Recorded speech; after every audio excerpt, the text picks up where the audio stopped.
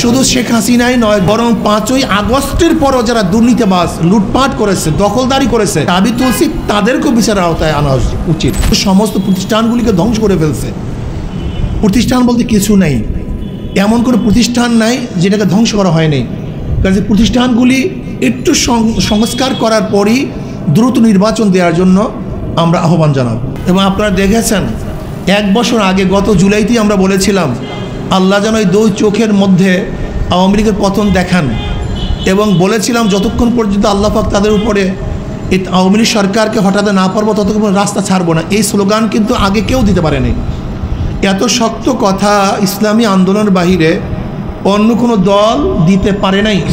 ঠিক আল্লাহ পাকের শুকর আদায় করছি, আমরা যে আহ্বান করেছিলাম, আল্লাহর কাছে যে দোয়া করেছিলাম, আল্লাহ পাক 2 চোখে সেটা বাস্তবে দেখিয়েছেন।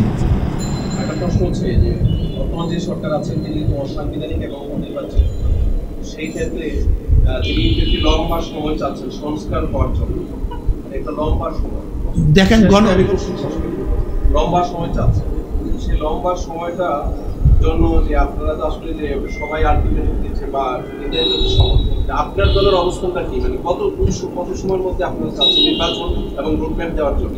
দেখেন, একটা কথা হলো আপনি যে কথা বলছেন অবৈধ, আসলে সরকার অসাংবিধানিক। দেখেন, গণ অভ্যুত্থানের মধ্যে যারা বিপ্লবের মাধ্যমে পরিবর্তন হওয়ার পরে সেইটাই সংবিধান হয়ে যায়। এরপরে সুপ্রিম কোর্ট তাদেরকে বৈধতা ঘোষণা দিয়েছেন। সুপ্রিম কোর্ট ঘোষণা দেওয়ার পরে আর আমরা এই কথা বলতে পারি না।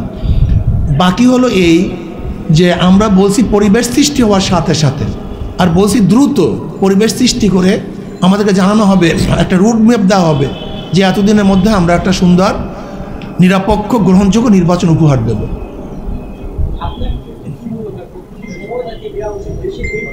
বেশি সময় না নেওয়া উচিত, বেশি সময় না নেওয়া উচিত, যেহেতু সমস্ত প্রতিষ্ঠানগুলিকে ধ্বংস করে ফেলছে। প্রতিষ্ঠান বলতে কিছু নেই, এমন কোনো প্রতিষ্ঠান নাই যেটাকে ধ্বংস করা হয়নি। কাজে প্রতিষ্ঠানগুলি একটু সংস্কার করার পরই দ্রুত নির্বাচন দেওয়ার জন্য আমরা আহ্বান জানাব। আমরা তো বলেছি এখানে সহস্রাধিকের উপরে, এখানে বলেছি আমরা। শুধু শেখ হাসিনাই নয়, যত দোষী আছে এবং যারা টাকা পাচার করছে সবাইকে বিচারের আওতায় আনতে হবে।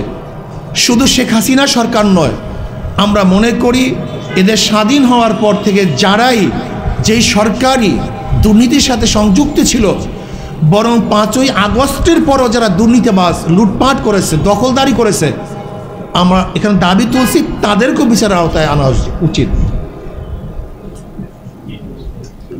আপনাদের সবাইকে ধন্যবাদ। আল্লাহ আমাদের সবাইকে একত্রিত হয়ে দেশ গড়ার তৌফিক দান করেন।